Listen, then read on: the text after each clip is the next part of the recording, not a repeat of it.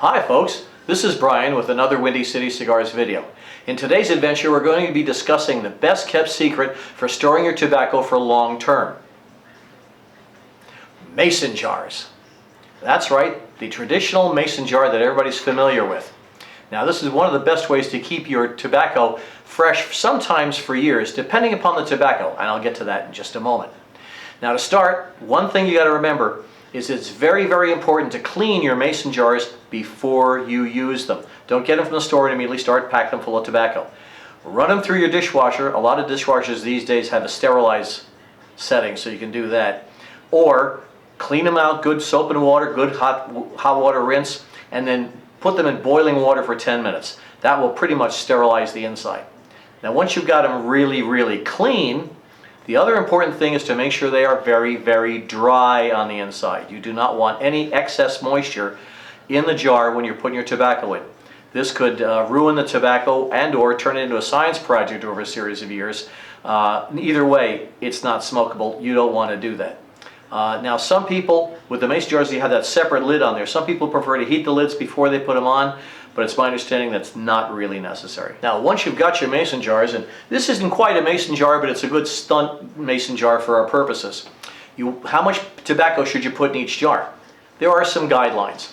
The jelly jars, which are a 4-ounce jar, 1 to 1.5 ounces of ribbon tobacco.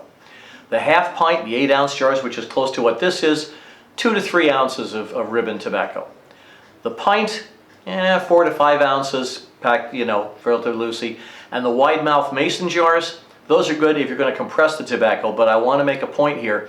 This is not a test to see how much tobacco you can jam into each jar. You want to leave some space in there. You want a little bit of air to be able to circulate around the tobacco. So it's not let's pack it all in there nice and tight.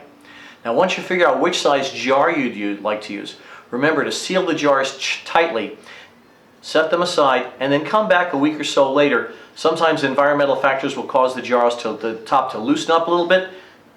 Make sure it's cranked down good and tight. Now here's a tip we got from some tobacco connoisseurs that are storing their expensive tobacco for a long period of time. They add an extra layer of protection by applying paraffin wax over the lid of the mason jar. Now this makes sure that the tobacco remains isolated from the environment, even if the lining of the lid fails. Now, as I mentioned earlier, it's important to note that flavored or aromatic tobaccos don't store as well as other types of tobacco.